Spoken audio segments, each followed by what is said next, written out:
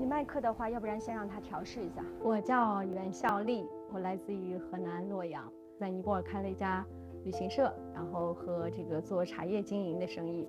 我一般负责对接客人，我的尼泊尔老公是导游。好，大家来集中一下。那么今天所有的团友能够来到尼泊尔，我们觉得非常的荣幸，也希望在尼泊尔这些天呢，能够对大家的人生有一些新的触动。我们这个车上也齐了，是吧？一会儿见，小朋友 ，see you。我们有尼泊尔的10名导游，然后8辆车，有8个司机，工作人员有7、8个。Hello， 你们到哪了？有了这个公司之后呢，公司的员工他们也会希望通过我了解更多的中国。他们现在就很多人会有去到中国的，然后他也开始对中文开始感兴趣了，他们也开始去宣传中国的好的方面了。亲爱的们，跟上，这边。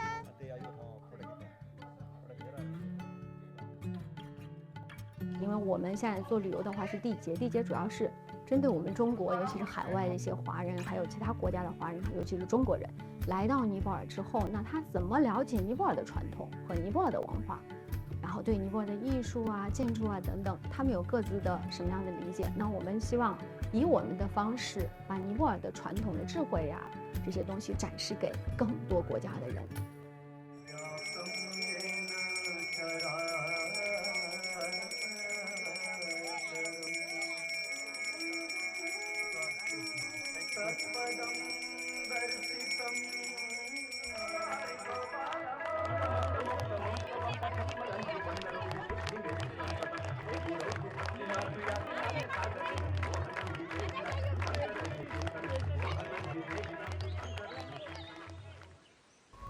Hi, Jenny Chiji. How are you? Namaste. Namaste. Yeah, I'm so happy to meet you again. Yeah, thank you for giving your time. Pleasure. Yeah. So today I would like to know more about your property. 我们一般不走那种普通的那种大众的那种团队，根据客户的具体的需求，比如说这个客户他可能就是说亲子的，那这个客户可能就是有一些文化交流的需求的，那还有一部分是徒步，再加上比如说我们的颂钵疗愈的等等。然后呢，作为我们中国人来说，很想了解尼泊尔的文化、尼泊尔的建筑的话，那我觉得必去的这个酒店一定是这个。所以我是前期的做这种产品的规划、产品的设计、路线的设计跟客户的沟通、酒店的选址啊、酒店的环境啊各方面，我们都会提前跟客户沟通到，然后这个酒店是适合什么样的群体去住的，然后给他们推荐完之后，我们再去做一个规划，然后会跟我先生去沟通，然后他们再一步一步的推进。看着就是在这个方向，我去那里找找。Baik, itu school. School ini nih. 不知道在哪了，已经完全变样了。大学里边就是学的师范专业，然后毕业之后呢，我们就是在第一高级中学，就洛阳一高，然后就是教书。那个时候是在2008年就经过面试啊，然后申请。那个时候申请了之后，就来到尼泊尔支教。Yes, man. 他那个时候很多学生并不太了解中国，但是他对学生的对汉语的学习的兴趣是非常高的，会教他们手工折纸，然后折我们的千纸鹤呀，折一些我们中国传统的一些东西呀，然后剪一些龙啊，剪一些写一些喜字啊等等，剪一下，然后孩子们都觉得特别快乐，这个印象比较深刻。对，因为我遇到了我现在的先生，当时还在恋爱阶段。所以后来就是决定在尼泊尔，觉得还不错，这个地方好像还是我比较向往的一个地方，然后我就继续留下来了。加点盐巴。可以。可以。好。前2天刚给他们送走，比较辛苦是吧？今天比较累。正常。工作肯定很辛苦嘛。做个大概的总结呗。整体来说，他们还是比较满意。有些导游是在中国读书回来的哈，也是在尼泊尔。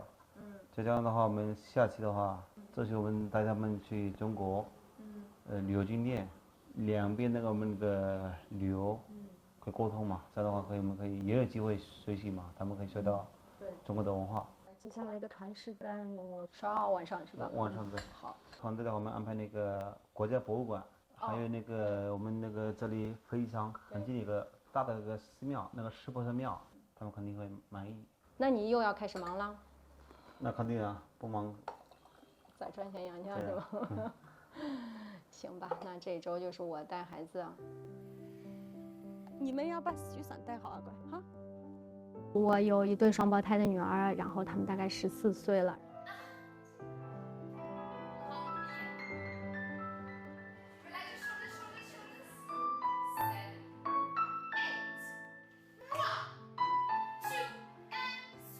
后来我又生了一个儿子，8岁了。现在就是我婆婆，我3个孩子，还有一个我外甥女。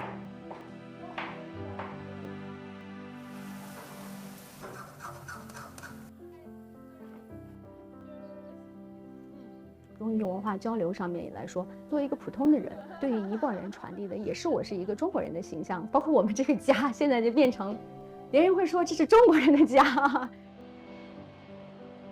我希望有更乐观的、更好的一种心态，能够影响到别人，让大家都能活出真实的、丰富的自己。现在我跟我老公都达成一致的见解，就把旅游做好，我们就把更多的中国人带进来，然后以我们的方式让他们去了解到尼泊尔，然后呢，也把中国的这些人的精神面貌带给尼泊尔人，让尼泊尔人也知道啊，中国是一个什么样子的国家。